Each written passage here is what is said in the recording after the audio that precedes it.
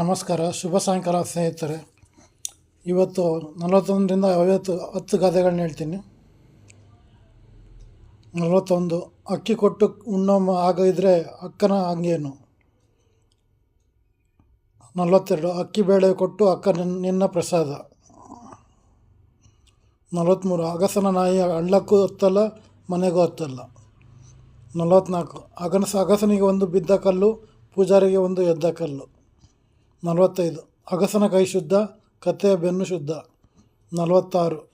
ಅಗಸನ ಕತ್ತೆನ ದೊಂಬನಿಗೆ ದಾನ ಮಾಡಿದ. 47. ಅಗಸನಲ್ಲಿ ಬೊಗಸೆ ನೀರು ಶಿಕ್ಷೆ. ಅಗಸನಲ್ಲಿ ಬೊಗಸೆ ನೀರು ಸಿಗದೆ. 48. ಅಗ್ಗದ ಕಾಸು ಮುಗ್ಗಲ ಜೋಳ.